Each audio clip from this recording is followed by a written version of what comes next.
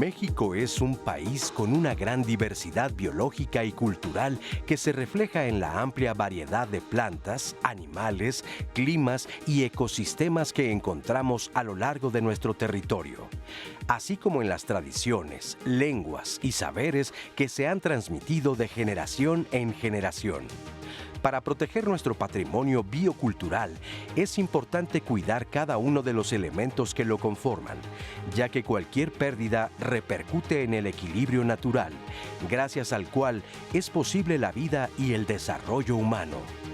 Una de las formas en que se salvaguarda este patrimonio en nuestro país es la designación de áreas naturales protegidas, y sobre ellas la nación ejerce soberanía y jurisdicción, como es el caso de las reservas de la biosfera, los parques nacionales, los santuarios y los monumentos naturales, entre otras.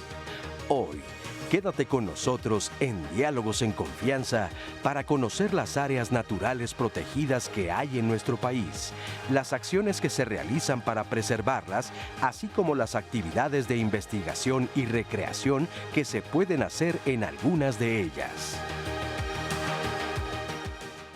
Buenos días, bienvenidas, bienvenidos todos a este programa de Diálogos en Confianza con este tema en el que vamos a conocer, a valorar lo que tenemos como riquezas naturales, que pues nos involucra a toda la riqueza de nuestro país. Créanme que va a ser sorprendente lo que vamos a conocer, nos vamos a meter en un universo paralelo, pero que tiene que ver con nuestra realidad inmediata. Si volteamos a quienes tienen la fortuna en este país tan diverso de tener cerca el mar, de vivir pues cerca de la península de Yucatán, de ver estas riquezas culturales, la diversidad que hay en nuestro país, que tienen contacto con distintas especies, quienes se enfocan, estudian estas especies, cómo se conforman los lagos, las montañas, la orografía, la hidrografía, términos que vamos a ir conociendo también a lo largo del programa, y sobre todo lo más importante, reconocer que somos ricos en esta biodiversidad y que en nuestras manos está y en nuestras acciones cotidianas, y sí de gobierno y sí de autoridades, y es labor de todos preservarlas.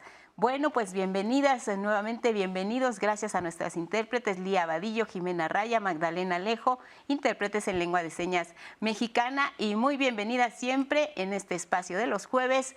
Anaí, ¿cómo estás? Buenos días, Lupita. Qué gusto estar con ustedes hoy en Jueves de Sociedad y con un viaje extraordinario. Ya lo mencionaba Lupita, a lo largo de la República que vamos a tener durante este programa. Ya verán materiales espectaculares. Nuestro país tiene mucho que ofrecer y, por supuesto, ustedes con sus comentarios nos llevarán y nos trasladarán a sus espacios en donde nos están viendo ahorita, en cuáles son sus acciones, actividades para cuidar esos espacios. Vaya, una conversación que espero sea rica entre todos y todas, así que pues yo al pendiente, Lupita.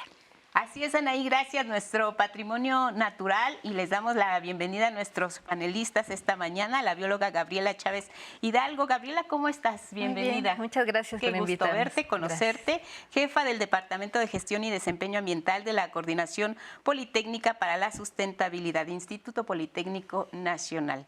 Gracias, Gabriela. Gracias. También nos acompaña esta mañana la bióloga Yadira Gómez Hernández. Yadira, ¿cómo estás? Muy bien, muchas gracias por la invitación. Al contrario, gracias. Directora General de Operación Regional de la Comisión Nacional de Áreas Naturales Protegidas. Y también nos acompaña Arnold Ricalde. ¿Cómo estás, Arnold? Hola, Lupita. Qué gusto verte nuevamente. Buen día, Anaí. ¿Qué tal? Buenos días. Con estos temas ambientales, el ambientalista y director de Orgánicas AC, con 30 años de experiencia en medio ambiente. Muchas gracias a todos, a ustedes en casa. Si nos están viendo en algún estado de la República Mexicana que tenga la fortuna de contar con un área natural protegida, creo que es la oportunidad. Coincidirán conmigo de que nos cuenten cómo es que aprovechan estos recursos naturales, cómo los cuidan y qué piensan de lo que se está haciendo precisamente con ellos al protegerlos. Empecemos pues el programa de nuestro patrimonio natural definiendo el concepto de áreas naturales protegidas. ¿Por qué se les considera así? Claro que sí. Pues un área natural protegida tenemos que pensarla que es un espacio geográfico, y muchas veces nos preguntan, pero tienen que ser grandes, medianas, chiquitas. Aquí el tamaño no importa, lo que importa es lo que estamos preservando de estas áreas naturales protegidas.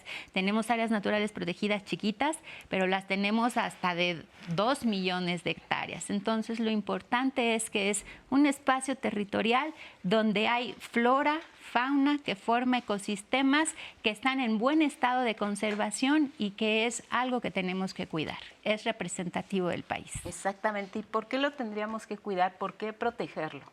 Porque finalmente hemos venido aprovechando todo nuestro territorio en usos, cada vez se ha acentuado más. Sabemos que desde la Revolución Industrial se intensificó el uso de los recursos de la minería, de los combustibles. Entonces el crecimiento de la población se ha traducido en presiones fuertes sobre los ecosistemas. Tenemos que los ecosistemas están fragmentados, pero tienes que conservar lo que está y tienes que asegurar que haya una buena reproducción de los elementos genéticos que tenemos en ellos. Y las mejores estrategias han sido esto, el reservar espacios, que no es nuevo, claro. Lupita, se han reservado los espacios desde cuando eran los cotos de cacería, ¿no? En los tiempos medievales o en los tiempos prehispánicos. Pero ahorita ha cambiado la visión de eso, ¿no? Se ha conservado porque necesitamos conservar el patrimonio natural, como bien han dicho ustedes en el programa, ¿no? Ahora, como México, como vemos a nuestro país, ¿qué tan ricos somos en toda esta diversidad, biodiversidad, no solo cultural, sino hablamos de ríos, montañas, de especies, algunas de ellas endémicas? Cuéntanos, Arnold. Pues bueno, todos sabemos que somos uno de los países con mayor megadiversidad en el planeta. Se dice que el tercero o cuarto lugar con mayor diversidad. Entonces esto nos da una riqueza impresionante y bueno, por eso es que se crean, ¿no?, estas áreas protegidas para conservar esos valores que tiene nuestro país. Las áreas protegidas, desde mi punto de vista, se crean por dos cosas: para conservar ese patrimonio, ¿no?, natural, esa belleza escénica, pero también para conservar los servicios ambientales. Los servicios ambientales son los que nos dan agua, los que nos dan oxígeno, los que nos dan ese espacio para que pueda vivir la flora y la fauna, ¿no? Por ejemplo, aquí en la Ciudad de México tenemos áreas naturales muy importantes, como es el Chichinautzin, ¿no? Esa zona, en conjunto con el ANP Tepoztlán, pues brinda agua, pues por ejemplo, a gran parte del estado de Morelos. Del otro lado, del lado del Lerma, ¿no?, a gran parte de Toluca, o una parte de Toluca, y del lado del Chichinautzin y las reservas, ¿no?, de la Jusco y las que están de este lado, pues nos dan agua, ¿no?, a todo el Valle de México. Sin esos bosques, que yo les llamo bosques de agua, no tendríamos agua, gran parte de la población. Esas son las esponjas en donde llega el agua y después podemos sacar, ¿no?, el agua a través de los pozos. Entonces la importancia de las ANPs no solamente es por su belleza, sino claro, por todos los servicios ambientales que nos proveen y que en muchas zonas están en riesgo. ¿Por qué? Porque hay un avance impresionante de la mancha urbana, no hay un cambio climático, y vemos la erosión, cómo está incidiendo en las ANPs, impidiendo, ¿no?, la infiltración del agua a los mantos freáticos. Y bueno, vemos también el trabajo impresionante que realiza la CONAMP, ¿no?, con poco presupuesto, pero con gente muy comprometida, pues que está siempre pues al pie del cañón, trabajando, ¿no? Pero también tenemos que como ciudadanos colaborar, claro, como instituciones académicas también contribuir a fortalecer, ¿no?, todo el andamiaje y las políticas públicas en torno a las áreas naturales protegidas en México, que las primeras, ¿no?, fueron creadas en el 17, me parece, el Desierto de los Leones y el Chico.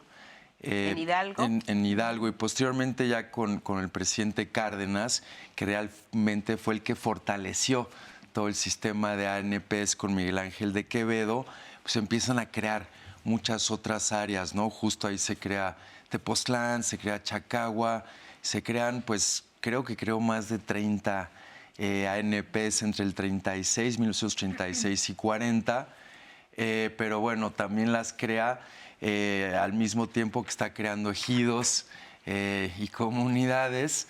Entonces tenemos este dilema, ¿no? Que tenemos ANPs en el cual se encuentran comunidades inmersas y que debemos de considerar y apoyarlas para que nos ayuden a conservar. Vamos a seguir hablando de nuestro patrimonio natural. Vamos antes a ver a Enrique Martínez Meyer del Instituto también de Biología de la UNAM, que nos habla precisamente de la biodiversidad, de la riqueza de nuestro país, y regresamos esta mañana a Diálogos en Confianza. Bueno, la biodiversidad es la vida en todas sus expresiones, en lo más amplio que uno puede imaginarse. La biodiversidad es la riqueza de las especies, porque nosotros podemos distinguir muy bien una planta de un animal o un animal de otro animal diferente, y esas son las especies, y eso es lo que usualmente nosotros vemos como la riqueza de la biodiversidad. En el mundo hay alrededor de 21 países que en su conjunto albergan más o menos el 70% de toda la diversidad del planeta. México está entre esos 21 países. De hecho, México ocupa el 5º lugar.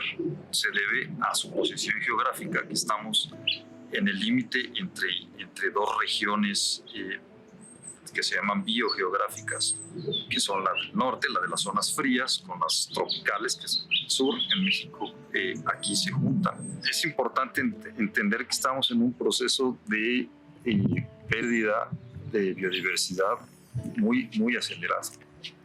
Incluso hay especialistas que aseguran que estamos en un proceso de extinción masiva, es decir, que en pocos años podríamos perder el 70% de toda la biodiversidad que existe en el mundo. Y pocos años puede ser en el curso de este siglo o del que sigue. Son muchos los factores, no nada más la contaminación, que están provocando esta pérdida de la biodiversidad, y depende del ambiente en el que nosotros lo veamos. En el ambiente marino sí puede ser una parte la contaminación, pero una parte importante es la sobreexplotación de ciertas especies que traen como consecuencia una cadena de pérdida de otras especies. En los ambientes terrestres es la deforestación, y en los ríos y los lagos, o sea, los ambientes acuáticos de agua dulce, es la contaminación. La pérdida de biodiversidad es un proceso como un cáncer en el cuerpo humano, que uno no se da cuenta de lo que está sucediendo hasta que se expresa de una manera que ya te puede matar. Y eso nos está sucediendo. No nos damos cuenta que estamos perdiendo la biodiversidad a una velocidad sin precedentes en la historia de la humanidad, y por causa de las actividades humanas. Necesitamos valorar a la biodiversidad en su justa dimensión. La biodiversidad es un recurso estratégico para el desarrollo de la humanidad a nivel de sociedades, de países o de la humanidad en su conjunto a nivel global. Y en lugar de una relación solamente de explotación, necesitamos una relación más armónica con la biodiversidad, con una visión en el largo plazo y no solamente de extracción, sino de uso racional. Dos palabras que rescataría de la plática del biólogo Enrique Martínez: un recurso estratégico y una relación armónica. Lo que decías, Arnold, dependemos sí de las áreas naturales protegidas para continuar habitando este planeta. Hay una simbiosis ahí muy cercana, pero también tenemos que ser muy cuidadosos de lo que tenemos. ¿Cómo se reconoce en nuestro país que hay que proteger estas áreas naturales? ¿De cuántas áreas naturales estamos hablando? ¿Y por qué características tendríamos que ser más conscientes de lo que tenemos alrededor? Claro que sí. Aquí yo creo que es muy importante mencionar que en México las áreas naturales protegidas, como lo comentábamos, está viviendo gente adentro. No es como las áreas naturales protegidas de Estados Unidos o de Canadá, hablando de los parques nacionales, que son zonas donde no vive la gente. En México nuestra situación es diferente, pero eso nos da una gran ventaja porque trabajamos con la gente, para la gente y por la gente.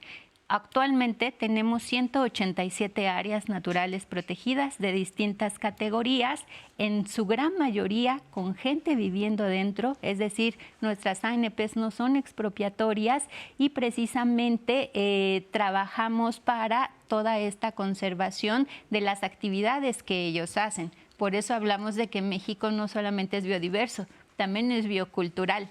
Entonces, por ejemplo, en algunas todavía tenemos prácticas ancestrales como de la grana cochinilla o una pesquería sustentable o un uso de recursos de maderas sustentables, y es así como lo vamos trabajando. Entonces, eso es importante. Desglosamos, por ejemplo, lo que nos dices, áreas naturales protegidas, hay diferentes categorías. Dentro de esas categorías que existen, que nos puedes comentar también cuáles serían o dónde estarían esas categorías en las que todavía está el área natural protegida y también hay comunidad. Por ejemplo, las reservas de la biosfera. Las reservas de la biosfera, que es una categoría, las áreas de protección de flora y fauna, que es donde tenemos gente viviendo adentro y con las que trabajamos. Por ejemplo, Siancán o Calakmul, que además son patrimonio natural y cultural de la humanidad. Esos son ejemplos donde estas comunidades protegen sus recursos, viven adentro de las áreas y trabajamos junto con ellos para hacer conservación. Pero hay otras categorías muy importantes que toda la gente las conoce y a lo mejor no las ubica porque las ha visitado, y ahí es por un tema ecosistémico. Por ejemplo, los santuarios. La mayoría de los santuarios de tortugas marinas es porque son los únicos sitios donde pueden llegar a anidar las tortugas marinas, y ahí no tenemos gente viviendo dentro. ¿Estamos hablando de qué estados, por ejemplo? Estamos hablando de la mayoría de los estados costeros, de Guerrero, de Oaxaca, de Quintana Roo. Si estamos hablando de santuarios de tortugas marinas, en México es donde llegan más de las tortugas marinas. Tenemos una responsabilidad muy grande para protegerlas porque son animales que migran, y la responsabilidad pues es de todo el planeta, no nada más de nosotros como mexicanos. Y si nos vamos a un ecosistema terrestre, están las mariposas monarca. Ya llevas 4. Los santuarios de las mariposas monarca. Nosotros seguimos en 3. Seguimos en los santuarios. Pero hay otras categorías, por ejemplo, los monumentos nacionales, como el Cerro de la Silla, porque es algo muy característico de México, o Bonampak, y son sitios espectaculares que hay que proteger, que son únicos, y ahí no tenemos gente viviendo. Por ejemplo, el dentro. Popo y el Ista entran en alguna de estas categorías. Estos son parques nacionales. Los parques nacionales, ahí, por ejemplo, se permiten actividades turísticas, pero son más restrictivos que las reservas de la biosfera o que las áreas de protección de flora y fauna. Entonces, dependiendo la categoría, es lo que se puede hacer dentro de estas, y en todas, afortunadamente, tenemos personal que está trabajando ahí directamente. Nosotros trabajamos directamente en territorio y con la gente. Ahora, ¿por qué se preguntará quizá las personas que nos están viendo y siguiendo en redes y en televisión, por qué México es un país tan rico? ¿Por qué tenemos tantas posibilidades de tener áreas naturales protegidas, hasta darnos el lujo de dividirlas en categorías y de ver que tenemos especies animales, acuáticas, bosques, selvas? ¿Por qué? Mira, como comentaban en el clip anterior, la ubicación de México, estamos bordeados por 2 costas, no solo de los países megadiversos, solo 3 tienen acceso a ambas costas, pero además la configuración de las 2 ejes, el eje neovolcánico, las 2 sierras, genera una gran diversidad de ecosistemas, una gran diversidad. Somos el segundo país en número de reptiles, es decir, tenemos más reptiles que cualquier otro país, creo que solo nos gana Australia. Entonces, eso quiere decir que tenemos tantos ecosistemas porque los regímenes climáticos son diversos y bueno, por ello comentaba hace ratito Yadira, igual la diversidad cultural, es decir, nosotros somos parte no es que estemos dentro de las áreas naturales, somos parte de los ecosistemas, hemos evolucionado simultáneamente a la disponibilidad de recursos, de los materiales. Y bueno, pues esta diversidad se expresa en las 66, en las etnias que tenemos, las formas de hablar, de aprovechar, de valorar los recursos. Y bueno, esa diversidad no solo, te digo, se expresa en los humanos, porque igual se emplean los recursos para la construcción de vivienda, para vestimenta, alimentación. Y es parte del patrimonio que es indispensable que las áreas naturales protegidas conserven. Es el patrimonio histórico y cultural que da valor al germoplasma del cual estamos, bueno, pues nosotros ofreciendo al mundo. No por nada hay tanto interés en algunos patrones de mercado de las farmacéuticas, ¿no? Porque hay tanto saber, tanto conocimiento del aprovechamiento de toda la biodiversidad que está disponible en nuestro territorio, que bueno, pues es menester que lo sigamos valorando como lo han valorado las culturas ancestrales, y las áreas naturales protegidas ofrecen esa herramienta y ese mecanismo para hacerlo. O sea, dentro de las áreas naturales protegidas también tenemos la posibilidad de... ¿cómo le llaman? Elaborar medicamentos, conocer acerca de enfermedades de la especie humana también, de la herbolaria, por ejemplo, también. Sí, pues es como dice la maestra, es justamente esta interacción entre la gente y su entorno que crea la biocultura.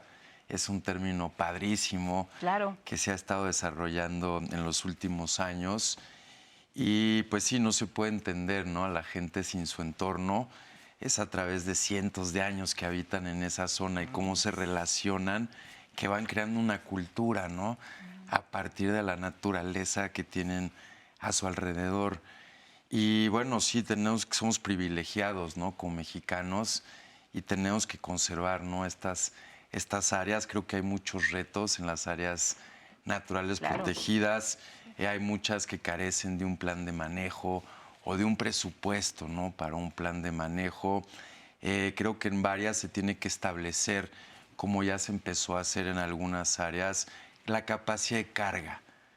¿Cuánta gente cabe al mismo tiempo en un parque nacional para evitar impactarlo, ¿no? Entonces, esto es algo pues, que apenas empieza a hacer en varias ANPs, y que pues es un requisito, ¿no? Por ejemplo, he visto varias cercanas a la ciudad que de repente rebasan su capacidad de carga. Por ejemplo? Hemos visto, por ejemplo, en Desierto de los Leones, hemos visto aquí en Tepoztlán otra vez, ciertas áreas naturales que tienen mucha demanda y de repente entra mucha gente y puede representar, ¿no?, un impacto al área protegida. Entonces, por eso la CUNAM... Antes ahí en Tepoztlán incluso se podía uno subir... Todavía se puede. Cerro, ¿no? Ahorita se volvió a abrir, pero sí, la idea es que sea controlado. Porque si entra gente de más, pues nos generan problemas, ¿no? Mucha gente impacta los caminos, lo van compactando, ahuyentan, ¿no?, a toda la flora y toda la fauna. Y justamente en Tepoztlán ha habido muchos accidentes, muchos incendios provocados por el hombre, ¿no? Una vez fue una fogata, otra vez fue una chica, ¿no?, bailando con fuego. La última vez en Amatlán fue un pirotecnia, ¿no?, que venían del pueblo de al lado y lanzaron cohetes ahí en medio del área protegida. ¿Y cuánto cuesta volver a recuperar esas pérdidas? ¿Cuántos años? Pues ¿Estamos hablando de años? Deben saber. ¿Estamos hablando de años cuando hay un daño en un área natural protegida? Sí, aquí es bien importante, ahorita estamos en el decenio de la restauración. La ONU decretó a nivel mundial que ya estamos en el punto de no retorno. Nosotros vivimos dentro de esta atmósfera, de esta tierra, y también todo lo que pase en las áreas naturales protegidas o no, nos va a afectar a nosotros. Y por eso decretaron el decenio de la restauración. Por ejemplo, cuando hay afectación a manglares, nosotros tenemos estudios que hasta 20 o 30 años después tardamos en tratar de restaurar, y es costosísimo, es muy, muy caro. Siempre conservar es lo mejor. En los incendios forestales también, aunque no es tan costoso ni tan largo como los ecosistemas marinos, pero esto también es algo muy importante porque la gran mayoría de nuestras áreas naturales protegidas son costero-marinas, no son terrestres. Nuestra gran biodiversidad, como lo comentaba aquí la maestra, estamos rodeados de agua. O sea, ¿qué porcentaje será de nuestras reservas, de nuestras áreas naturales protegidas? El 70%. El 70% tienen agua. están en áreas costero-marinas. Siguiendo un poquito, tenemos los santuarios de las ballenas. Y ahora, si se dan cuenta, en muchos de nuestros billetes tenemos áreas naturales protegidas y representada nuestra flora y fauna de estas grandes zonas. Entonces, sí es muy importante conservar, porque restaurar cuesta mucho dinero y años y no volvemos a como estábamos. Casi siempre nos acercamos, pero nunca restauras a como lo tenías en un principio. Bueno, con ambientalistas y con comunidades hemos hecho algunos programas de regeneración, justamente en los bosques, ¿no? Y cómo a través de acomodando, ¿no? Por ejemplo, árboles caídos vas creando pues curvas de nivel para retención de suelo, ¿no? Cosas muy sencillas que nos gustaría trabajar más con la autoridad, pero sí se puede regenerar en todo nivel. Yo iría un paso más de la restauración, que es la regeneración, pero sí requiere presupuesto, recursos humanos y mucho esfuerzo, ¿no? Y constancia. Bien, nos vamos con alguna pregunta del público, Pues Anaí. tenemos algunas, quiero compartirles las dos particulares que me gustaría que respondiéramos después de la pausa.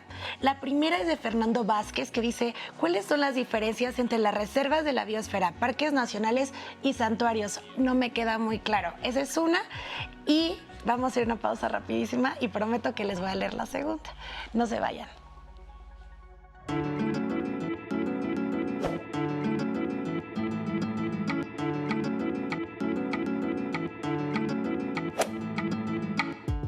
La crisis de la biodiversidad es la pérdida acelerada de la variedad genética de especies y ecosistemas debido a las actividades humanas. Estamos de regreso con ustedes y yo les dejé en pausa intermitente y todos los especialistas. ¿Cuál es la segunda pregunta? En un momento se las voy a compartir, pero antes de eso ya saben que esta conversación se construye gracias a ustedes en conjunto a través de todas las plataformas digitales que estamos transmitiendo en vivo a través de Facebook, a través de YouTube y a través de Twitter. Y ustedes nos pueden llamar en el teléfono que va a aparecer en su pantalla en el 55 51 66 40 00. También leo sus llamadas y me encantaría escucharles y resolver sus dudas en conjunto con los especialistas, porque se va a poner buena la conversación. Y recordarles que el día de mañana pues ya cerramos semana, y qué mejor cerrar semana que con diálogos en confianza pareja, y va a ser un tema buenísimo como cada viernes, por supuesto. Me gustan las personas casadas. Vamos a ver un poco de prejuicios, vamos a romper estigmas, no se lo pierda, buena la conversación. Si ustedes tienen anécdotas, pues empiécenos a contar, porque va a estar buena el análisis con los especialistas. Sus comentarios y preguntas. Voy a empezar con comentarios. Este de Reina Romano, que nos dice que nos manda saludos desde La Paz, Baja California, México. Espero que nos mandes saludos, Reina, y dice que está al pendiente para ver algunas recomendaciones de cómo cuidar también su espacio. María Florencia dice, el enemigo y depredador de la madre naturaleza, el ser humano que no respeta, invade áreas, hectáreas boscosas, contamina lagos, ríos, océanos. Hay que educarnos desde el más grande hasta el más pequeño. Es importante reaprendernos, dice María Florencia a través de Facebook. Odette Hernández, así es, los servicios ambientales son fundamentales, tal como se vio cuando se intentó secar el antiguo lago de Texcoco, que hubo que rehabilitar por la modificación climática producida como consecuencia. Aquí va la famosa segunda pregunta que les tenía pendientes antes de la pausa. Este es de Ariel Luna y nos pregunta, y me gustaría que nos respondieran los especialistas ahorita. Ariel dice, ¿por qué no se decreta área protegida la Sierra de Santa Catarina y los ejidos de toda la alcaldía Tláhuac? ¿Qué se requiere para considerarse un área natural protegida? Nos pregunta Ariel. Bueno, pues vamos a darle salida a las preguntas, empezando por la primera que nos hiciste antes de la pausa. La diferencia que tienen las 6 categorías diferentes de áreas naturales protegidas. Hablamos de la reserva de la biosfera, de los santuarios y de los parques nacionales. Era la pregunta específica. ¿Cuál es la diferencia entre cada una de estas categorías? Claro que sí, con muchísimo gusto. Las reservas de la biosfera por lo regular son mucho más extensas y a la hora de su decreto todas las actividades económicas que se realizaban en estas se permiten siguiendo realizarlas. Un ejemplo, Siancán. En Siancán, antes del decreto de ser área natural protegida, se realizaban o las comunidades realizaban pesquería y también realizaban apicultura, y esto significa que pueden seguir haciendo estas actividades. Ahora pues lo hacemos de la mano junto con ellos. Entonces vive la gente ahí dentro y puede seguir haciendo sus actividades económicas de una forma sustentable. En una reserva de la grandes, biosfera. en una reserva de la biosfera. En un parque nacional o los parques nacionales son categorías un poco más restrictivas. Ahí sí casi no hay actividades productivas como tal, pero en muchos de ellos sí hay actividades turísticas, por ejemplo. Tenemos parques nacionales y seguramente mucha de la audiencia los ha visitado y no conocen. Cancún y Cozumel son parques nacionales, son áreas naturales protegidas a las que seguramente mucha gente ha ido, y lo que se hace pues son actividades turísticas. Claro. En estas, por ejemplo, no se permite la pesca, pero se permiten actividades turísticas. Y los santuarios, ahí sí, ya nos vamos un poquito a cuestiones más biológicas, son espacios en los que llega la fauna a hacer alguna actividad o pasar alguna parte de su desarrollo. Por ejemplo, y hablábamos de los santuarios de las tortugas marinas. Ahí llegan las tortugas cada año a anidar. O los santuarios de las mariposas monarcas. Ahí hay que conservar esas áreas y, por ejemplo, no se permiten actividades forestales porque llegan las mariposas a estar en estos sitios. Entonces, esos son los ejemplos de estas tres categorías. Por ejemplo, el tema de la vaquita marina, ¿en qué categoría está considerado como área natural protegida este tema de la vaquita marina? Claro que sí. Y la vaquita marina, por ejemplo, incluso también es una zona de refugio. Es la reserva de la biosfera Alto Golfo de California, y ahí además, como la vaquita ya está pues en grave peligro de extinción, porque son muy poquitas, es un mamífero chiquito, se reproduce una sola vez al año, y ahí el problema es las actividades ilegales de pesca de Totuaba, que es donde se quedan atoradas las vaquitas marinas. Entonces, aunque no es un parque nacional, sí hay delimitada una superficie donde se sabe que se encuentran las vaquitas, que se llama zona de tolerancia cero, y no se permite ninguna actividad económica, ni de redes, ni de nada, para salvaguardar las vaquitas marinas. Y además ya está logrando algo en cuestión de reproducción, ¿no? Afortunadamente acabamos de hacer un crucero con expertos y afortunadamente se vieron vaquitas con bebés. Ay, o sea, qué eso ya nos da un aliento. Claro. Junto con la Secretaría de Marina se pusieron algunos dispositivos como estos que están aquí en el fondo del mar, con unos ganchos largos, y entonces así para que si tiraban redes, la pesca ilegal, se atoraran esas redes, nosotros veíamos con algunos sensores si hay redes, se retiraban las redes y no se estuvieran atorando ahí las vaquitas marinas, pero afortunadamente sirvieron como disuasorios, o sea, es decir, los pescadores ilegales dijeron no, yo no voy a perder ahí mi red, claro. Y entonces ya no tiraron redes. Bueno, pues lo que vemos es que sí se están haciendo esfuerzos también, hay monitoreo constante, hay trabajo, lo que nos decía Arnold, recursos y personal. Tema que vamos a seguir abordando más adelante. Para responder la segunda pregunta, Gabriela, la Sierra de Santa Catarina y los ejidos de Tláhuac, ¿en qué categoría se encuentran? ¿Son reservas, áreas naturales protegidas? Cuéntanos. Sí, son... Comentábamos hace un momento que no solo existen las áreas naturales protegidas que la administra la CONAM, que la administra la Federación, desde lo que igual apoya a todo un grupo adicional de áreas protegidas que comentaremos más adelante, pero también en los estados. Los estados, la Ley General para la Prevención y la LGEPA. La Ley General, es que como me sé la LGEPA, es la que dicta el cómo funcionan las áreas naturales protegidas y cómo sí se pueden seguir creando. Y los estados tienen la capacidad, la facultad de crear áreas protegidas. Desde luego deben reunir aquellos elementos.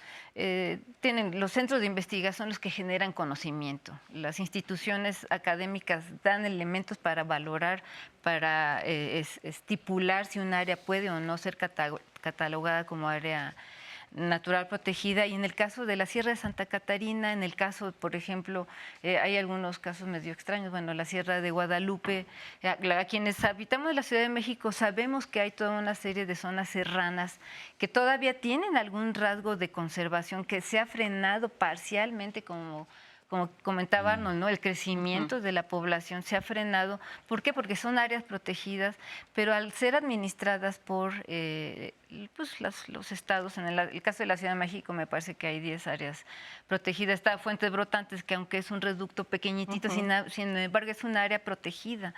Y sí, ello debe ir de la mano con esfuerzos regionales de poder hacer de rutas de tránsito de aves con árboles grandes, es decir, que se comuniquen a estas áreas, pero sí hay muchas más áreas. Y sí, esta Sierra de Santa Catarina es un área protegida, tiene un consejo asesor, el Politécnico forma parte de este consejo asesor, que estamos buscando formas de contribuir a que las comunidades se vean respaldadas en esos esfuerzos que hacen de conservación. Hablamos de comunidades ya urbanas, ¿no? Pero bueno, son comunidades que están reconociendo el valor del espacio que pues, se les está asignando como espacio a cuidar y conservar. Ahí está la respuesta.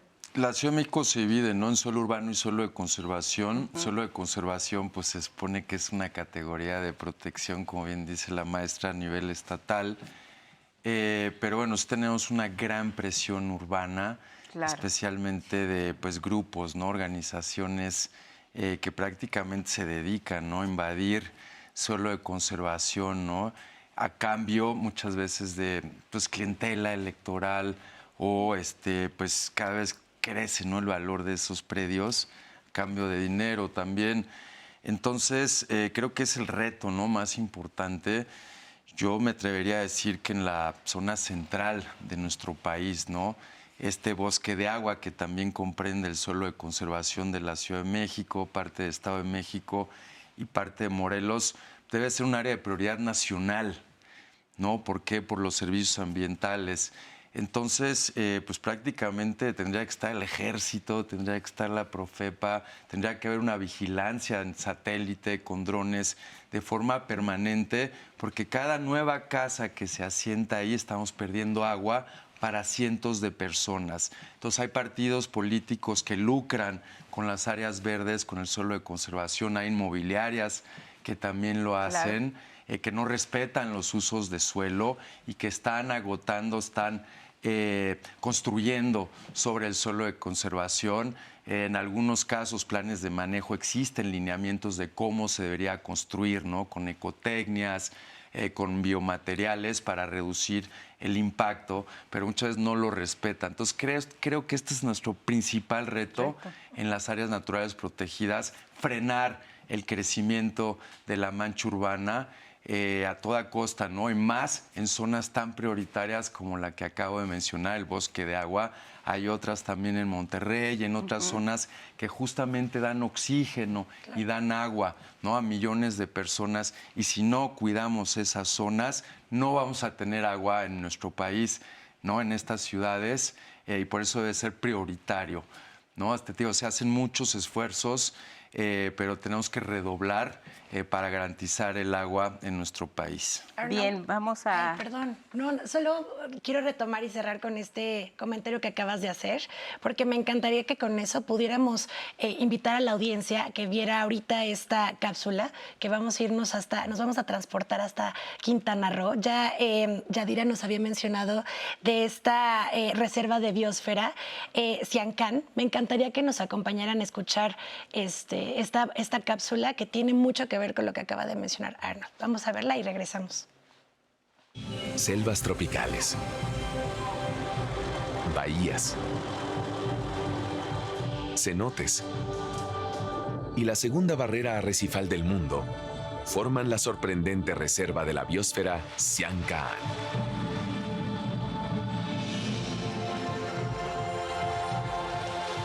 La reserva se ubica frente a las costas del Caribe, en los municipios de Felipe Carrillo Puerto y Solidaridad.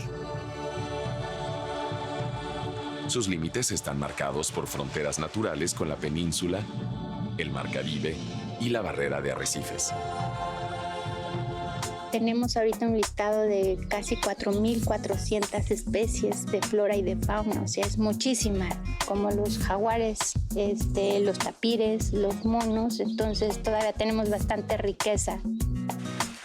Y uno de los ecosistemas más importantes son los arrecifes de coral. Sian Ka'an forma parte de la gran barrera mesoamericana de arrecifes de coral que inicia en el Parque Nacional Isla Contoy, aquí muy cerca de la ciudad de Cancún, y recorre de manera paralela la costa hasta Honduras. Las áreas naturales protegidas son los sitios donde se pueden implementar modelos de desarrollo social y económico que sean adecuados al medio ambiente. Hemos sufrido durante muchos años de modelos de desarrollo que no son amigables con el ambiente, que destruyen los servicios ambientales que prestan los ecosistemas. Los pescadores que viven dentro de Sian Ka'an, las comunidades que están dentro de la reserva de la biosfera de Sian Ka'an, son los mejores aliados que podemos tener para conservar la reserva. Pues bueno, en un principio pues sí fue difícil, primero pues porque eran pescadores, ¿no? Que ellos decían pues el mar tiene todos los recursos, no se van a acabar y yo puedo ir y pescar y todo. Pero bueno, a partir de esto del huracán, que sí fue una baja para la cooperativa pesquera Vigía Chico, pues fue que se dieron cuenta que los recursos no son para siempre. Entonces fue como ellos también empezaron a entender, pues nosotros con pláticas de sensibilización y educación empezarles a decir que si ellos no manejan bien sus recursos ni los administran bien, pues ni para las futuras generaciones iban a tener estos recursos. Los guardaparques son la base para la conservación, son los soldados que están al frente de la batalla diaria de la conservación, son nuestra voz con las comunidades, son la gente que colabora con las comunidades, son la parte más importante del trabajo del día al día en conservación en Sian Ka'an y en otras áreas naturales protegidas. Monitoreamos básicamente especies en peligro, entonces tenemos monitoreos nosotros de jaguares, de cocodrilos, de arrecifes y de plagas exóticas invasoras. Tenemos unas cuatrimotos para hacer el recorrido de vigilancia, cargo mi cámara, mi machete, mis víveres y me gusta caminar lo que son las brechas para sacar huellas de algún felino, observación de lo que es algún mamífero. Es lo que me apasiona la reserva, andar en lo que es la selva. Sian Ka'an está ubicada dentro de los 46 sitios de patrimonio natural marino a nivel mundial y es considerada una de las joyas de la corona en conservación. De estas 46 hay 15 selectas y de estas 15 una es Sian Ka'an. Esto lo dice el Centro de Patrimonio Mundial de la UNESCO. Sian Ka'an en Quintana Roo, te veíamos en estas imágenes, eres una mujer muy afortunada, viajas por todos los lugares que ofrecen imágenes extraordinarias y especies extraordinarias. Así es, Lupita, la verdad amo mi trabajo y es una gran fortuna, pero también responsabilidad. Claro que sí. Veíamos entre los comentarios y retomando lo que decía Arnold, pues esta voracidad de algunos desarrolladores inmobiliarios que están afectando pues lugares que están considerados como áreas naturales protegidas, están abarcando más allá de lo que les corresponde, además de estos peligros que tienen directamente que ver con la mano del hombre. ¿Qué otras amenazas se ciernen sobre las áreas naturales protegidas? Sí, pues actualmente, y todos lo hemos sentido en este año, sí, claro, el cambio climático. Estamos ahorita con el efecto del Niño.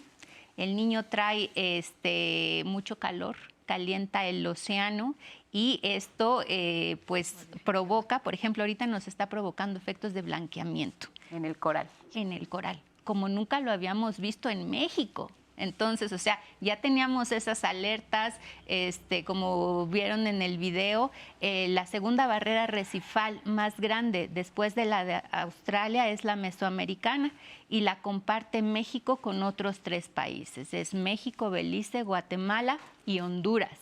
Y este efecto de el niño, que nosotros hemos sentido tanto calor, ¿no? Así de, ¿y por qué tenemos tanto calor? Está afectando también a los arrecifes. Y cuando afecta a los arrecifes, afecta a la pesquería. Y cuando afecta a la pesquería, afecta a las comunidades. Entonces se va formando una cadenita grande, fuerte, que pues de una u otra manera nos afecta a todos, porque ahora que se va a extender más el efecto del niño, después vamos a empezar a tener huracanes y tormentas más fuertes que van a afectar la actividad económica y después pues de las personas, ¿no? De la seguridad. ¿Matan a los corales? ¿El blanqueamiento mata a las reservas de coral? Si dura mucho tiempo, sí.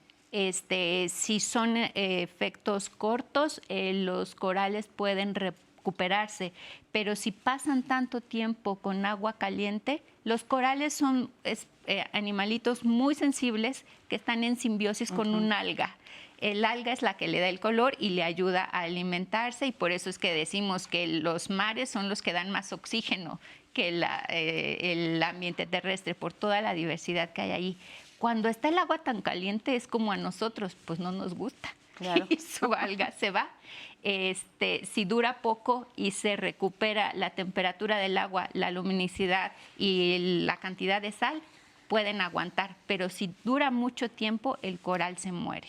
Y si se muerde es una pérdida muy fuerte ecosistémica y económica. Gabriela, ¿querías comentar algo al respecto? Sí, desde luego, habían comentado y ciertamente la presión inmobiliaria lo hemos visto en las zonas turísticas, ahorita que estamos trasladados físicamente en la belleza de nuestras costas.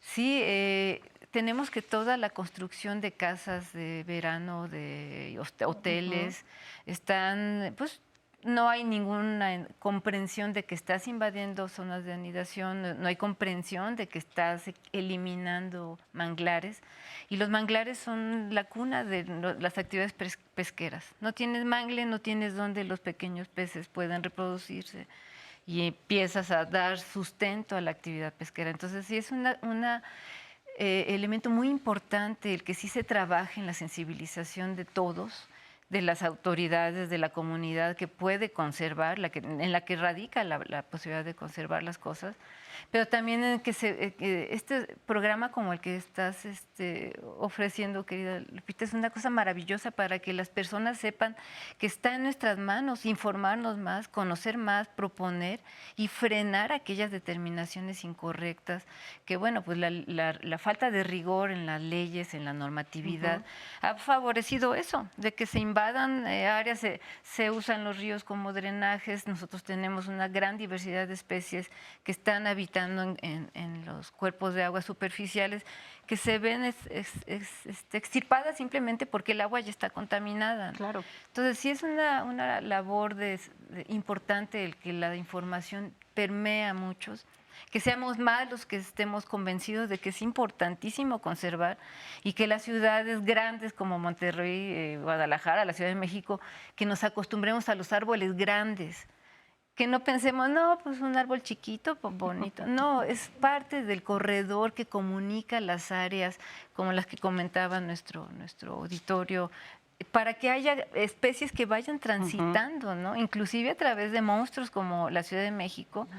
Y lo hay muchas aves migratorias que están transitando hacia zonas y encuentran refugio acá. Inconcebible, una ciudad tan hostil en términos ambientales. Sin embargo, bueno, tenemos una diversidad de 160 especies aquí, ¿no? Entonces, bueno, pues hay que... Entre ellas, mira. Tu vecino el ajolote. Sí, desde luego. Sí, pero coincido, ¿no? Se tiene que conocer muy bien los programas de ordenamiento ecológico y territorial. Debe haber mucha difusión. ¿Dónde se puede construir? ¿Dónde sí, dónde no? ¿Dónde no se puede construir? Y donde sí se puede construir, ¿cómo se puede construir? Muy importante, ¿no? La parte del agua. Quizás en algunos lugares se puede construir captando agua de lluvia, teniendo un biodigestor, ¿no? Haciendo un tratamiento del agua para evitar impactar. ¿no? Esta área natural protegida. Pero sí, el ajolote, por ejemplo, si nosotros garantizamos, ¿no?, la conservación de las ANPs, pues este tipo de especies puede sobrevivir. Cuando hablamos, a ver, ayúdale a la gente que nos ha preguntado también, especies endémicas, ¿de qué estamos hablando, Pues Arnold? endémicas es que son de ese lugar, que nacieron ahí y solamente están ahí. O sea, bueno, se pueden trasladar a otro lugar, pero ya van a ser exóticas.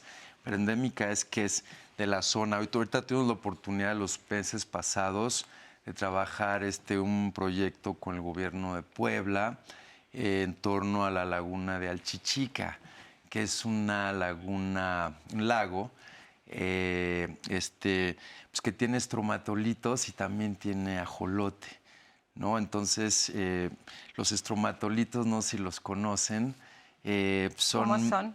Son los primeros organismos vivos, ¿no?, en esta tierra.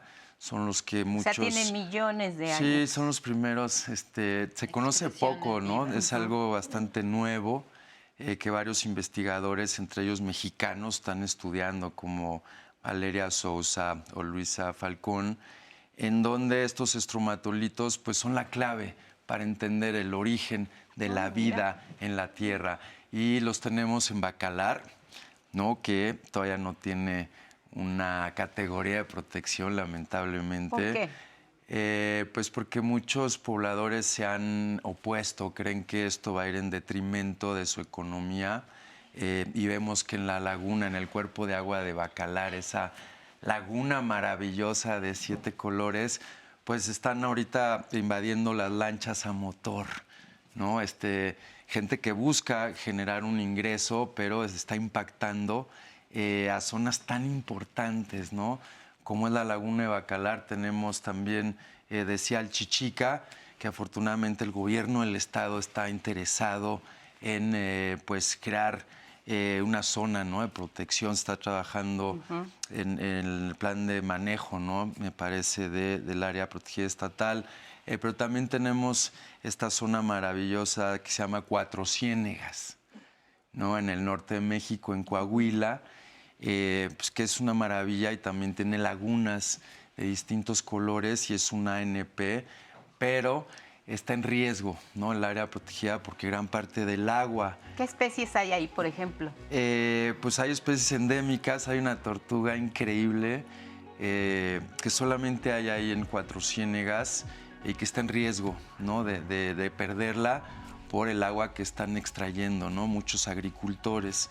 Entonces la CONAMPA ha hecho un esfuerzo increíble, creo que con Juan Carlos, por ejemplo, y tenemos que apoyar, ¿no?, pero sí tenemos que darle un mucho mayor valor a estas especies como los estromatolitos, para poder protegerlas. Oye, por lo que dices, pues todavía hay muchos misterios dentro de las áreas naturales protegidas, que creo que también es el gran reto, empezar a ubicar lo que no conocemos de la riqueza que hay ahí, de lo que puede aportar para el desarrollo humano, para la protección de la biodiversidad. Nos vamos a la pausa, seguimos hablando de nuestros recursos naturales aquí en Diálogos. Es breve y regresamos.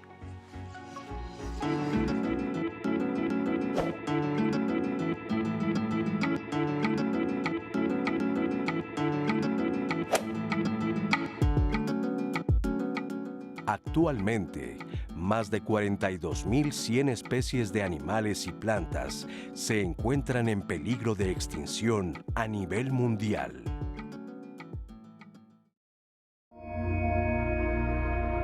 Ría Lagartos es una reserva ambiental protegida que se localiza al noreste del estado de Yucatán. Se trata de un gran entero en el cual confluyen las aguas del Golfo de México y el Mar Caribe.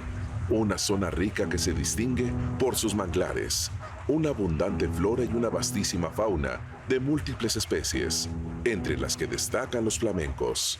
Pues es esta zona la favorita para el flamenco del Caribe, una de las 6 especies de flamencos que existen en el planeta, y sin lugar a dudas, la más colorida de todas. Desde 1999, la CONAM, en coordinación con la organización civil y empresas privadas y ONGs, arrancó un programa de anillamiento de flamencos. De hecho, en el Caribe el único lugar que ha mantenido un proyecto de esta magnitud por más de 15 años, 16 años más o menos, es México. Nosotros aquí estamos desde antes de que este lugar se declarara Reserva Especial de la Biosfera. Sin embargo, tenemos un compromiso con el cuidado del medio ambiente, protegiendo especies de aves como el flamenco, también mamíferos de la zona, tortugas marinas que salen a desovar en toda la costa frente a la salina, y también algunas aves migratorias que buscan un lugar de refugio, de alimentación y de anidación en estas zonas. Todo el proceso de producción de sal es un ecosistema.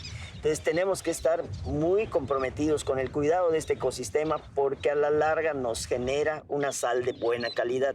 Tenemos que tener una simbiosis, una comunión con el cuidado ambiental y la producción industrial de sal. Trabajamos de manera activa y en coordinación con el campamento tortuguero para el cuidado, conservación y rescate de tortugas marinas que anidan y desovan en esta zona. Aquí en la Reserva de la Biosfera Río Lagartos tenemos un santuario para la anidación de tortugas marinas, en la cual llegan 2 de las especies que llegan a México a anidar. Tenemos la tortuga verde o blanca, que es la Quelonia midas, y la tortuga carey, Eretmochelis imbricata, que llegan todas las noches a anidar a partir del mes de abril hasta finales de noviembre. Trabajamos toda la noche, trabajamos durante el día para salvaguardar a esta especie que está en peligro de extinción y que es muy importante su protección. Es que mucha gente nos visitaba Río Lagartos antiguamente y nos decía, ¿por qué se llama Río Lagartos si no vemos ningún animal, ni un lagarto, ni nada de nada? ¿Por qué? Porque teníamos muy poquitos.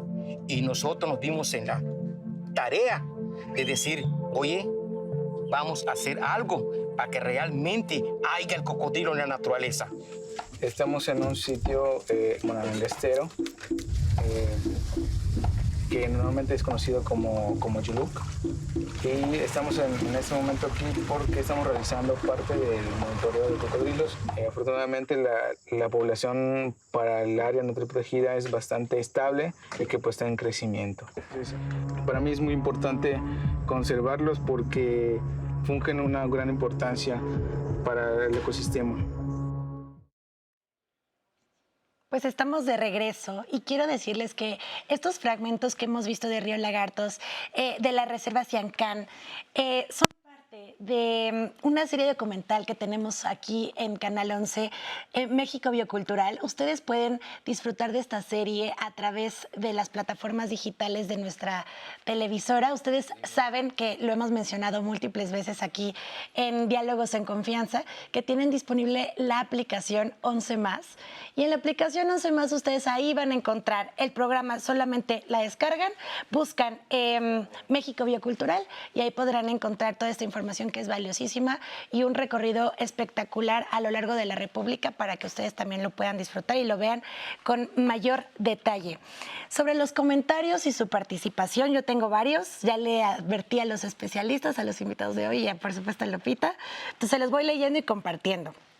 Trini González, por favor, ayúdenme a hablar y a visibilizar sobre la contaminación de los cenotes, específicamente en Mérida, que se está viviendo y lo estamos pues constantemente, nos dice que lo están constantemente viviendo con las inmobiliarias.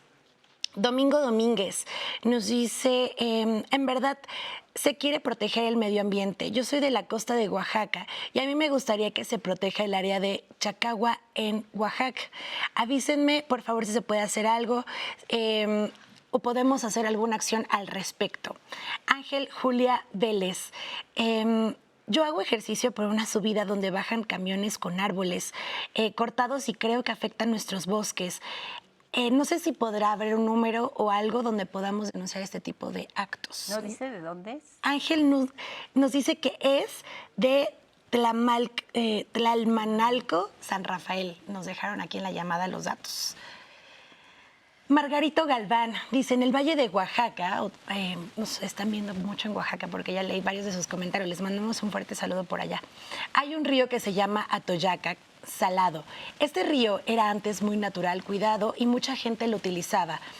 Actualmente ya está contaminado con aguas negras y eso ha afectado a muchas comunidades que están alejados de la capital.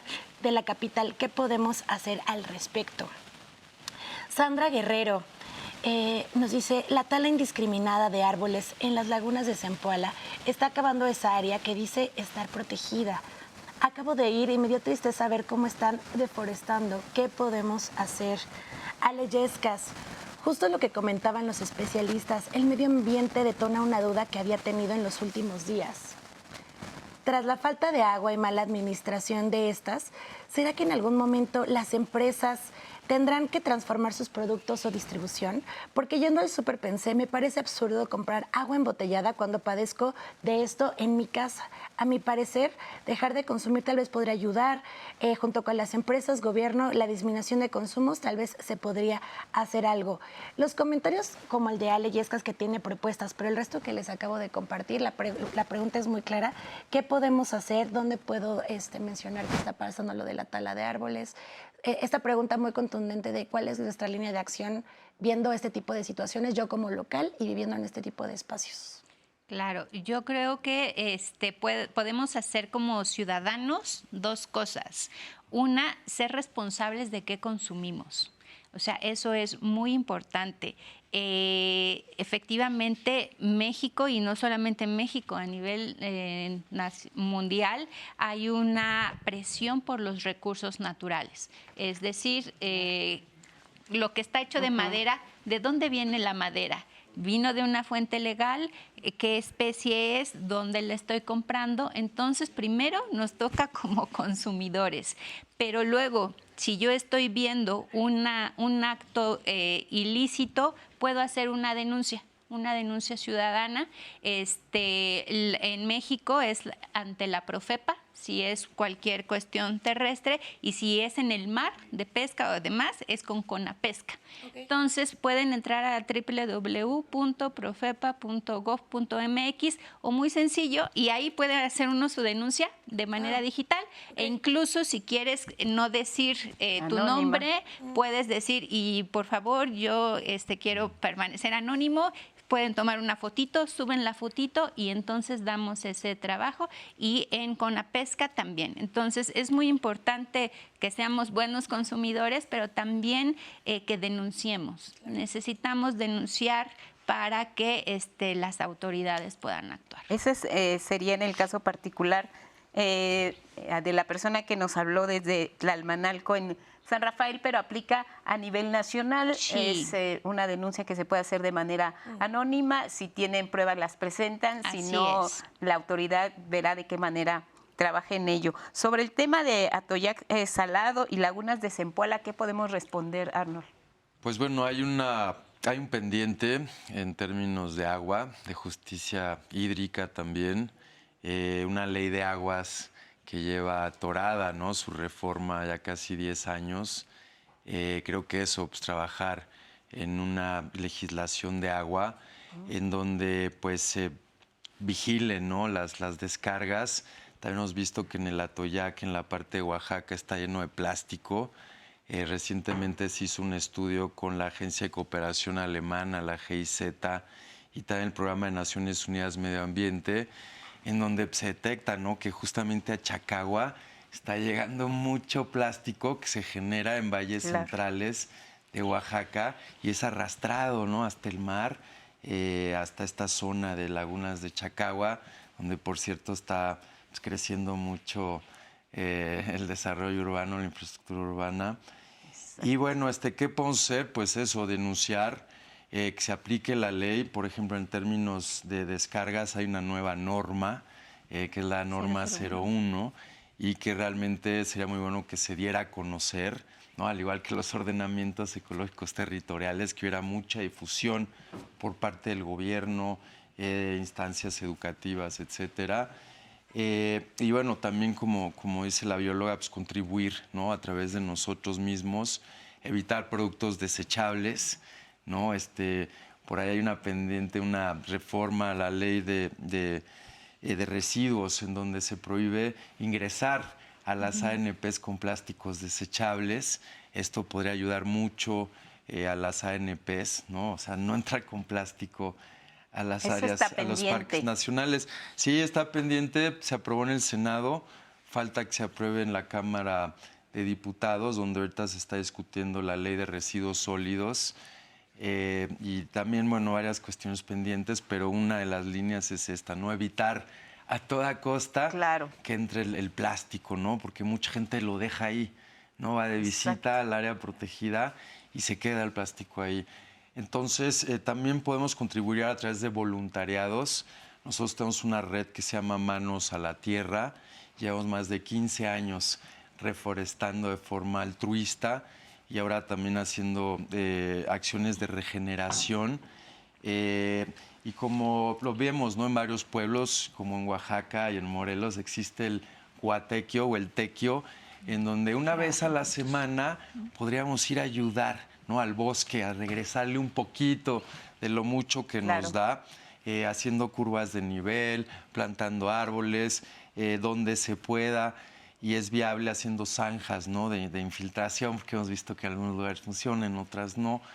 Eso, haciendo acciones con nuestras manos por el bosque. Hay gente que inclusive lleva en temporadas de mucho calor, de estiaje, platitos de agua para las especies. Algo tan chiquito, pero que puede impactar bastante. Mucho, ¿no? Entonces, cada uno de nosotros debemos de contribuir. Tenemos que ser responsables, corresponsables, también son nuestros recursos naturales y tenemos que apoyar al gobierno, ¿no? En este caso a la CONAMP, a la CONAFOR, a la Semarnat, a preservar estas áreas verdes, estas zonas naturales que son de todos. Sí, mirar a nuestro alrededor y darnos cuenta de lo que podemos hacer en lo inmediato. No necesitamos tampoco trasladarnos a donde está la reserva. Podemos hacer lo que sea en nuestro entorno inmediato. Vamos con la doctora Patricia Koleff Osorio. Nos habla sobre el impacto del cambio climático en las áreas naturales protegidas y regresamos. El cambio climático es esa variabilidad en las condiciones del clima que no es atribuible a esa variación natural que hay siempre, que puede haber un año más frío, más caliente o una temperatura media anual un poquito mayor o menor, sino que se da justamente por las emisiones de gases de efecto invernadero que están llevando a condiciones mucho más extremas de calor, de temporada de lluvias, de cambio en las épocas en que empieza a llover o lluvias torrenciales que causa todas estas inundaciones y problemas que estamos viviendo. Y sin duda tiene un efecto sobre las áreas naturales protegidas porque cambia las condiciones justamente a las que viven los organismos y se han adaptado los ecosistemas durante millones de años y que conforman esta red de vida de la naturaleza. Uno de los aspectos fundamentales que hay que considerar para la conservación es saber cómo están conectados los ecosistemas.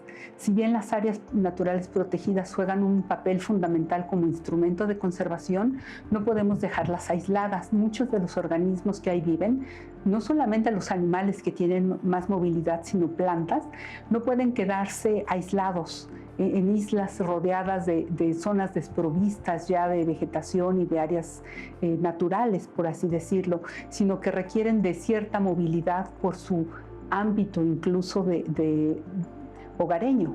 Un ejemplo sería el jaguar, que necesita para sobrevivir un ámbito hogareño de 100 kilómetros, es decir, el área natural muchas áreas naturales protegidas no tienen esa extensión, sino que los animales necesitan moverse para conseguir su alimento, para su ámbito de encontrar pareja, de vida. Nosotros, junto con la Comisión de Áreas Naturales Protegidas y varios investigadores, propusimos hacer esta herramienta en la CONABIO que se llama el Explorador de Cambio Climático y Biodiversidad. Y la idea es que la gente pueda consultar ya no solamente por área natural protegida, sino por su estado, por municipio, para todo el país o para un polígono de interés, bajo diferentes escenarios de cambio climático, saber si hay áreas que van a mantener aparentemente un clima más estable o qué áreas van a sufrir, se espera, de acuerdo a los modelos que hay de cambio climático, cambios más bruscos en sus condiciones. Y esta herramienta nos permite justamente explorar las condiciones actuales, las condiciones a futuro y sobre todo saber también qué áreas son importantes para la biodiversidad o qué áreas serían importantes también de restaurar. Le ayude sobre todo a los manejadores de áreas naturales protegidas a proponer estrategias en sus planes de adaptación ante el cambio climático. Pues nos gustaría mucho que se conectaran al explorador, que entraran por la página de la Conavio y que consulten todas las herramientas que ofrece la Conavio para conocer más acerca pues, de la biodiversidad y de los posibles efectos que va a tener el cambio global, ya que todos podemos contribuir a la conservación de la naturaleza. Estos fenómenos del cambio climático, nos hablabas hace unos momentos de la presencia del fenómeno del Niño que provocó esta ola tan intensa de calor y no sé lo que nos espera en el invierno, quizá sea también una réplica, pero en fríos, en bajas temperaturas, en fin. Las reservas naturales, las áreas naturales protegidas en sus distintas categorías, por ejemplo, ¿cómo contribuyen a disminuir los impactos del cambio climático? ¿De qué manera? Contribuyen directamente porque al estar ahí conservadas, la gran mayoría de ellas, ahí sí no importa si son terrestres, marinas o costeras, están almacenando todo el dióxido de carbono que se emite en las ciudades. Entonces, desde un bosque de montaña, uno de manglar, o el propio arrecife o de pastos marinos. Entonces ahorita son como nuestros bancos, como si fuera un banco, e incluso no sé si han escuchado este tema de bonos de carbono o del famoso greenwashing o demás, porque uno dice, ¿y por qué esos grandes países desarrollados que ya no tienen nada pagan a países como México o otros que tienen una gran biodiversidad para que cuiden esos espacios? Pues precisamente es porque a nivel de todo el planeta, todo el dióxido de carbono que emitimos, la gran mayoría por fábricas, por autos, incluso los aires acondicionados, emiten estas cuestiones, son las que provocan el cambio climático y es la vegetación la que almacena. Entonces son nuestros grandes bancos de almacenes de esa contaminación. Incluso se hizo un estudio de en Siancán, por ejemplo, casi se tienen 100,000 hectáreas de manglares. Entonces, se calculó que esos manglares están almacenando me parece que lo que circuló todos los automóviles de la Ciudad de México en el año de 1997. Entonces, por eso es tan importante y por eso se dice que son estos reservorios. ¿Cómo describirían los manglares, por ejemplo? Es muy fácil. Vean un billete de 20 pesos. En el billete de 20 pesos, a propósito de la importancia que tienen los manglares, ahí aparece un manglar, un cocodrilo y un ave chocolatera. Además son reales. Esos los pueden encontrar en la reserva de la biosfera Siancán. Es la vegetación, es como la piel de la zona costera que está entre el mar y ahora sí que tierra adentro, o al revés, si lo vemos de tierra adentro hacia mar, y son de los ecosistemas más productivos del planeta. ¿Y más devastados? Y más devastados, lamentablemente, sí. Y también más protegidos. Se dieron cuenta de la importancia de los manglares por una cuestión de protección a la gente. En Indonesia llegó un huracán muy fuerte que acabó lamentablemente con muchas pérdidas de vidas porque habían eliminado todo el manglar para hacer granjas camaronícolas. Ahí fue cuando se dieron cuenta que era la primer barrera protectora para la gente que vivía detrás del manglar y no lo mató, sobrevivieron, y a los que no, lamentablemente, perecieron. Entonces, además de ser nuestra barrera para protegernos contra estos eventos climáticos, pues como lo comentábamos, ahí es donde se reproducen peces. Si queremos seguir comiendo camarones, necesitamos conservar los manglares. Son estos bordes, ¿no? Estas zonas de transición donde tiene una gran diversidad, riqueza biológica. Y si quitamos los manglares nos vamos a inundar. Si quitamos ¿Cuántos nos quedan aquí manglares, en México de Pues manglares? no sé, es preocupante porque justo en la zona, ¿no?, de Quintana Roo, donde más se está ahorita retirando manglares, y el Pacífico, mucha gente no se da cuenta del impacto que genera, la importancia cuando retira este manglar, ¿no? Mucha gente quiere estar siempre a pie de playa, ¿no? Claro. Construir su casa y que vea el mar, pero no se da cuenta que pues seguramente se va a inundar su casa cuando quite el manglar. Entonces tenemos que aprender cómo funciona y se conecta todo el ecosistema. Somos parte, ¿no?, de esta gran telaraña. Cuando nosotros movemos un lado, pues se mueve del otro lado también. Entonces, en la medida en que comprendamos cómo se conecta todo, vamos a ser más conscientes y vamos a evitar retirar el manglar, ¿no? Retirar el manglar, repito, es un ecocidio, es un crimen en donde nos estamos afectando nosotros mismos cada vez que lo hacemos. Ahora, antes de irnos a la pausa, Gabriela, áreas naturales protegidas que no están abiertas al público, menciónanos algunas y por qué sería. Pienso básicamente que son las zonas núcleo, que es un área dentro de un área natural protegida, que es donde se ocurren los procesos ecológicos más cuidadosos. Es decir, tenemos ahí una expresión lo más prístina posible del ecosistema que estamos tratando de conservar.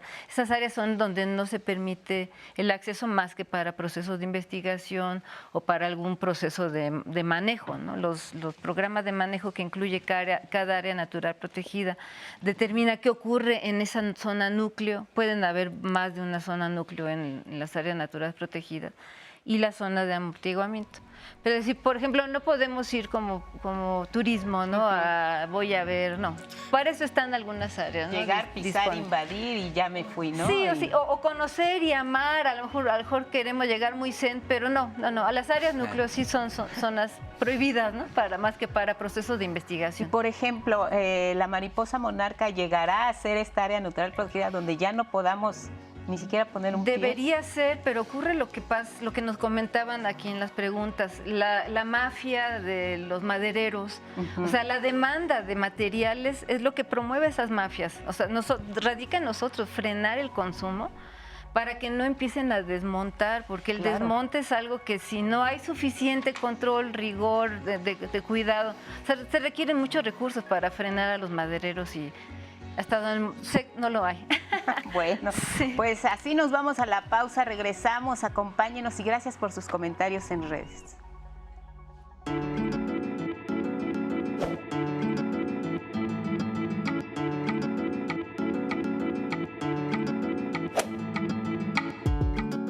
Todos contribuimos mediante nuestros hábitos de consumo cotidianos a la conservación de nuestro patrimonio biocultural.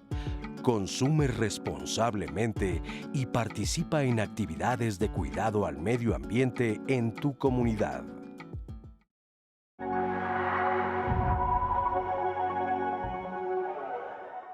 Pues un área natural protegida tenemos que pensarla que es un espacio geográfico y muchas veces nos preguntan, pero tienen que ser grandes, medianas, chiquitas. Aquí el tamaño no importa, lo que importa es lo que estamos preservando de estas áreas naturales protegidas. Tenemos que los ecosistemas están fragmentados, pero tienes que conservar lo que está y tienes que asegurar que haya una buena reproducción de los elementos genéticos que tenemos en ellos. Y las mejores estrategias han sido esto, el reservar espacios. Todos sabemos que somos uno de los países con mayor megadiversidad en el planeta. Se dice que el tercero o cuarto lugar con mayor diversidad. Entonces esto nos da una riqueza impresionante. Y bueno, por eso es que se crean, ¿no?, estas áreas protegidas para conservar esos valores que tiene nuestro país. Los santuarios. La mayoría de los santuarios de tortugas marinas es porque son los únicos sitios donde pueden llegar a anidar las tortugas marinas y ahí no tenemos gente viviendo. Hemos visto, por ejemplo, en Desierto de los Leones, hemos visto aquí en Tepoztlán otra vez, ciertas áreas naturales que tienen mucha demanda y de repente entra mucha gente y puede representar, ¿no?, un impacto al área protegida.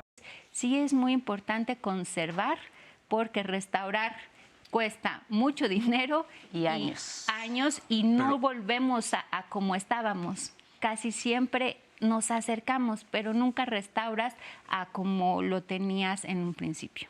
Pero bueno, tenemos una gran presión urbana, especialmente de grupos, ¿no? Organizaciones que prácticamente se dedican, ¿no? A invadir suelo de conservación, ¿no?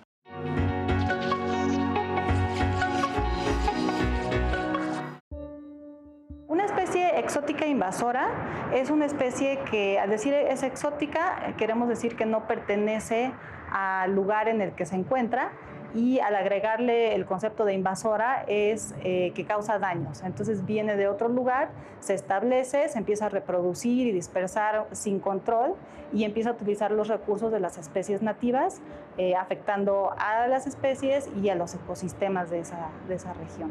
En las áreas naturales protegidas en particular se hacen monitoreos, han hecho monitoreos específicos, dado que son áreas de riqueza especial de biodiversidad. Entonces se encuentran especies de todos los grupos taxonómicos, plantas, animales acuáticos terrestres, muchos pastos, por ejemplo, pastos que se usan para forraje, que se plantan afuera de las áreas, se pueden llegar a introducir por dispersión natural. Las especies invasoras generalmente se dispersan fácilmente por sus semillas que vuelan con el aire y una vez que llegan se reproducen muy rápidamente. También hay muchos problemas con especies domésticas ferales, que la gente a veces va a los parques, a las áreas naturales con sus mascotas, a veces se le pierden, se les escapan o incluso las llegan a llevar intencionalmente porque ya no las quieren, se alimentan de las especies nativas, que justamente en las áreas naturales protegidas hay veces que son especies incluso amenazadas o incluso en peligro de extinción. Sí, una parte muy importante del trabajo de especies invasoras en áreas naturales es que todos podemos participar, no le corresponde solamente al gobierno, sino todos tenemos que hacer nuestra parte para evitar la dispersión y la introducción de especies invasoras a las áreas naturales protegidas y también cuando visiten un área natural protegida pueden hacer ciencia ciudadana. La Conavio tiene una plataforma que se llama Naturalista, pueden bajar el app a su teléfono y tomarle fotos a todo lo que vean. En la página van a identificar qué es y esos registros pasan a nosotros aquí a la Conavio y nos ayudan a identificar qué hay. Cuando las poblaciones de especies exóticas invasoras son muy pequeñas, se pueden eliminar fácilmente. Una vez que ya se dispersaron, es muy difícil. Las especies exóticas invasoras son la segunda causa de pérdida de biodiversidad y en islas son la primera. Las islas es un caso muy especial. Las especies que están ahí no evolucionaron junto con otras y son muy vulnerables. Entonces, si visitan cualquier área natural protegida o cualquier isla en particular, tengan mucho cuidado de que no se estén introduciendo especies que no son nativas de ahí. Conozcan las especies nativas de su región y denles preferencia.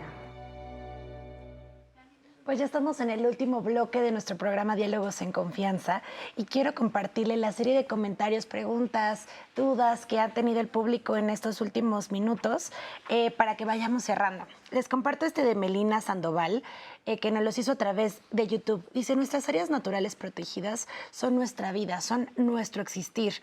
El conservar asegura nuestra trascendencia y persistencia. Somos el complejo lagunar Santa María, en Sinaloa, una área y territorio indígena amenazado, pero estamos en pie de lucha para conservar. Ayúdenos, por favor, ojalá que de estas charlas salgan buenos apoyos a quienes defendemos nuestras áreas. Sustentable MX nos dice, evitar llevar mascotas cuando se visita un área protegida, pues pueden causar alteraciones al entorno, incluso solo con su olor y sus heces. Respetar los señalamientos e indicaciones de las guías o los guías es fundamental. María Harvey dice, qué contradicción, ¿cómo pasa eso de que no se permite la pesca, pero sí las actividades turísticas? ¿Por qué estas sí se permiten y otras no? Incluyendo hablar del turismo ecológico. Eso sigue impactando, ¿no? Nos pregunta María Harvey. Ale Yescas, justo lo que comentaba el especialista. ¿será que en algún momento podamos empezar a consumir mucho más conscientes en nuestro día a día? Porque siento que no somos conscientes de lo que estamos consumiendo. La recomendación cuando se visita un ANP es lo que llevas y traes, llévatelo. No deja nada en este lugar. Debe quedar igual o mejor que cuando tú llegaste, nos dice Quimio Biofilias a través de Twitter. José Dávila, el cuidado de los recursos naturales, el cuidado de los recursos naturales en las áreas naturales protegidas es responsabilidad de todos, no solo del gobierno, también de los usuarios y dueños de las tierras, que cada quien haga lo que le corresponde. Tenemos que aceptar nuestra responsabilidad en este ciclo, nos dice José Dávila, y con ese comentario cierro la participación por el momento de la audiencia. Muy bien, pues tenemos los comentarios del Complejo Lagunar Santa María. Pues yo creo que lo primero es lo que nos han comentado ustedes, no están solos en esta tarea. Sí, no están solos en estas áreas, no importa, bueno, cabe señalar que la Comisión Nacional de Áreas Naturales Protegidas, nosotros somos un órgano desconcentrado de la Semarnat y nos encargamos de las áreas naturales protegidas federales. Sin embargo, hay, por ejemplo, áreas destinadas voluntariamente a la conservación, que es una categoría muy importante, y como su nombre lo indica, es cuando estas personas, pueden ser personas particulares, privadas, municipios, estados, ejidos, un grupo de amigos que tiene un terreno, insisto, no importa el tamaño, que saben que a lo mejor ahí vive una especie de perico o que han visto algún felino o demás y quieren ponerlo voluntariamente a la conservación. Se pueden acercar a la CONAMP, nosotros les ayudamos a llenar un formulario muy sencillo y se pueden crear nuevas áreas naturales protegidas de la sociedad o de las personas o de los municipios. Ahí la autoridad no apoya con recursos más que con asesoría, digamos. Una vez que ya está declarada un área destinada voluntariamente a la conservación, nosotros podemos apoyar con recursos para que hagan actividades de investigación, de restauración, de protección, y no nada más la CONAMP, también hay muchos organismos internacionales que apoyan, o la propia CONAFOR. Las mascotas hay que también, llevar. Perdón, Adelante. porque es importante señalar, ¿no? Hay instituciones o asociaciones civiles como ProNatura, el Fondo Mexicano, ¿no?, para la Conservación, que han coadyuvado justamente en la creación, ¿no?, de áreas protegidas particulares o de la sociedad civil, y también hay áreas protegidas comunitarias, en donde las comunidades de forma voluntaria, ejidos, también, ¿no?, deciden conservar, y pues que sepan, ¿no?, que se están acercando cada vez más recursos para el pago de servicios ambientales. Consideramos que el mercado de carbono es una posibilidad, ¿no?, cuando es bien manejado, porque puede pagarte dinero a las comunidades por conservar sus recursos forestales, ¿no?, o por hacer trabajos de regeneración. Tenemos que ir explorando todos estos mecanismos de financiamiento para preservar estas áreas protegidas, mercado de carbono, pago por servicios de agua, porque sí estamos viendo, ¿no?, que entre menos área verde, menos agua hay. Entonces, si pagamos para conservar áreas verdes, áreas forestales, pues va a haber más agua. Entonces, tenemos que empezar a pagar los que vivimos cuenca abajo a los que viven cuenca arriba para conservar, para proteger. Hay muchos mecanismos, pero sí reconociendo, ¿no?, todos los esfuerzos que se hacen en el país. Y por lo que nos dicen, también hay beneficio para las comunidades, Gabriel. Fíjate que esto sí es algo muy interesante. Quienes vivimos en la Ciudad de México vemos, vas a Morelos o vas a algún otro estado, y cuando hay grandes bosques, resulta que son de los bienes comunales. Es decir, la reforma al artículo 27 constitucional hace 20 años generó un conflicto severo porque ya el ejido se hace vendible, embargable, rentable, bla, bla, bla, bla. Es decir, ya cambia el uso de suelo, empiezan las inmobiliarias a hacer su agosto con todo lo que eran zonas que inclusive tenían vocación de conservación, pero en cambio los bienes comunales que se crean en los años 40 son básicamente asociados a comunidades indígenas, es donde la riqueza cultural, histórica y de valoración de los recursos ha sido mucho más pura y más importante. Creo que han sido aquellos que han estado empleando esta figura, que es una figura maravillosa, las áreas destinadas voluntariamente a la conservación, porque bueno, permiten que, como bien comentaba Arnold, tenemos nosotros que asegurar que se vean respaldados, que haya guardaparques, que tengan incluso un salario que les permita, pues somos muchos y más, y vamos a apoyar en asegurar que el uso que se dé del espacio, porque bueno, finalmente ellos han dado un uso tan es así después de 60, 70 años, tenemos bosques en buen estado, pero que les permitan contrarrestar aquel embate de las presiones, tanto de las inmobiliarias, del crecimiento, y bueno, pues yo no sé si me permites ahorita hablar, por favor. Hay un caso muy dramático que tiene que ver con la minería. Tenemos que, pues 63 áreas naturales protegidas en 2015 presentaban traslapes con concesiones mineras. Es decir, el 35% de nuestras áreas naturales protegidas que administra la Federación, donde, por ejemplo, 13 de ellas tenían hasta 21 proyectos mineros. Y bueno, checando la Ley General del Equilibrio Ecológico y Protección al Ambiente, que es la que rige el cómo funcionan las áreas naturales protegidas, hay una reforma en la cual ya se restringe la actividad minera y ello demanda, como bien comentabas, Arnold, que haya Guardia Nacional o haya alguien que asegure que esto se haga efectivo. Porque se abrió el paso a la falta de regulación y resulta que pues sí había esos grandes cráteres donde era un área natural protegida y dices, ¿qué está haciendo ahí la actividad minera? Nada que ver. ¿Qué está haciendo la conservación de nuestro patrimonio? Entonces, bueno, estas acciones creo que es importante. Y un caso de los muchos de los que hemos platicado aquí. Tenemos teatro, los invito. Ya está listo con nosotros Andrés Castuera. Bienvenido, buenos días.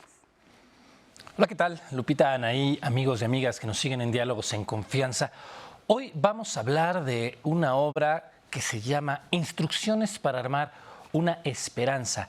Y es una obra que escribe Marco Pacheco, inspirada en este famosísimo libro de Julio Cortázar llamado Historias de Cronopios y Famas, donde Julio Cortázar divide al mundo, a todas las personas que habitamos en este mundo, en tres.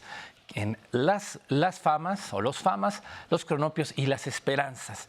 Y justamente los cronopios son estas figuras que están totalmente contra cualquier esquema, que buscan la libertad en la creación, en su vida diaria, y los famas, que son aquellas personas que tienen que estar dándole estructura para que pues, el mundo no estalle en manos de los cronopios. Y por otro lado, las esperanzas, que son las que un día son cronopio, otro día son fama y que realmente no se han definido. Este es el hilo conductor del libro y lo que toma Marco Pacheco es la figura del cronopio. Es la historia de un papá cronopio que da a luz a un hijo cronopio y está muy preocupado por dejarle algo importante. Es una obra, curiosamente, es una adaptación que hace para toda la familia porque pone justamente sobre la mesa esto de la relación entre madres, padres e hijos y sus hijas. Es decir, qué tanta preocupación hay por dejar un legado. Pero ¿qué es un legado? Hoy en día, ¿qué tanto nos preocupamos por dejar un ejemplo, por dejar valores, por dejarles algo que les dure toda la vida y que no sea solamente lo material? Y esto es lo que lleva al cronopio pues al borde de la locura porque no sabe qué darle. Y al final, cuando encuentra ese gran regalo para su hijo cronopio, llegan las sorpresas, llega sobre todo el afán de valorar la vida. Creo que esta es una de esas obras que nos ayudan y nos invitan a disfrutar la vida. Dirían por ahí varios autores, pues no hay que tomarse tan en serio la vida porque de todos modos nos vamos a morir. Y para eso nos ayudan la libertad de los cronopios. La historia está contada entre la fantasía, entre los colores, pero sobre todo con un hilo conductor muy interesante que es disfrutar. A veces se nos olvida disfrutar y cuando el teatro nos regresa esa sensación de salir con un buen sabor de boca, salir con una sonrisa, pues bien vale la pena. Vamos a ver estas imágenes de Instrucciones para armar una esperanza y de regreso les digo cómo, cuándo y por qué no se pueden perder esta obra para deleitar el buen ánimo.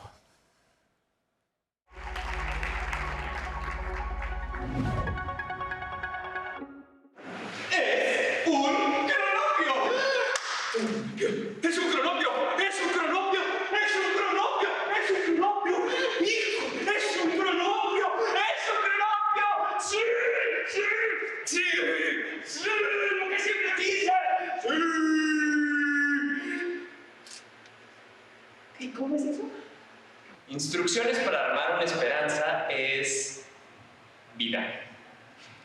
Es una llamada a esos momentos en los que el absurdo de pronto gobierna tu vida y pues no hay de otra más que disfrutarla o vivirla. Sería más el concepto. Disfrutarla puede ser que no siempre, pero vivirla con sus altibajos y con lo más absurdo y ridículo que pueda pasarte en ella, pero vivirla.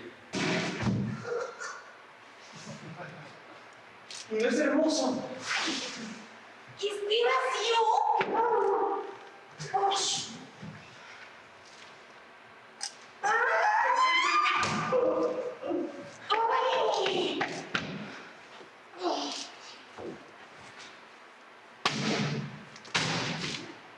Hijo, ¿es que acaso no sabes la importancia de tener un vacío? De verdad que lo van a gozar. Van a escuchar cosas sin sentido, cosas irreverentes, cosas informativas, van a escuchar cosas cotidianas a las que no le habían puesto atención antes y que tienen que rescatar para tener unos días más amenos y más felices. Haga como gallina, haga como gato, haga como si nada. Ay, como si nada, señor. ¿Verdad que sí se puede? De dos personajes que componen como dos perspectivas de la realidad. El cronopio, que es el que está como fuera de todos los paradigmas sistémicos, y el fama, que es el que marca como los parámetros de la realidad en la que vivimos. Y el cronopio es un llamado a salirnos de las ideas que están dentro de la caja. Y aquí, a mi hijo, a su hijo, qué hermoso. Y aquí, que me odien, ay, nos pusimos oscuros, qué bárbaro. Instrucciones para armar una esperanza es una oda a la belleza de las pequeñas cosas. Se trata de vernos a nosotros mismos y de encontrar la hilaridad en los momentos, de hablar a nuestro niño interior, a ese deseo de tontería, a ese deseo de volver a despreocuparnos por todo nuestro peso de nuestros días. Se trata de encontrar una esperanza en la risa. Se trata de compartirnos con el otro desde la belleza más elemental, como una flor, como un calcetín bonito, como algo que nos hace en los días, como eso que nos hace levantarnos todos los días. De eso se trata Instrucciones para armar una esperanza. ¿Estás seguro que quiere traducir todos los textos al rumano? Un homenaje a las pequeñas cosas, esas que le dan sentido justamente a nuestra existencia y que a veces el cotidiano nos hace olvidarlos. ¿Y por qué no atrevernos a que lo absurdo, lo inesperado, también es parte de nuestra vida?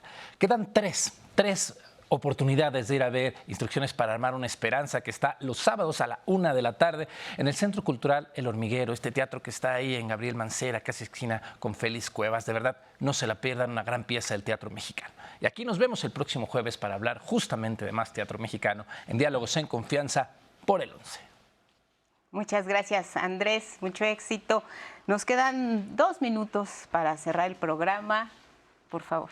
Claro que sí, pues yo sí quisiera comentar que por qué en un área se puede pescar y en otra no. ¿Sí? Un área natural protegida es como una casa.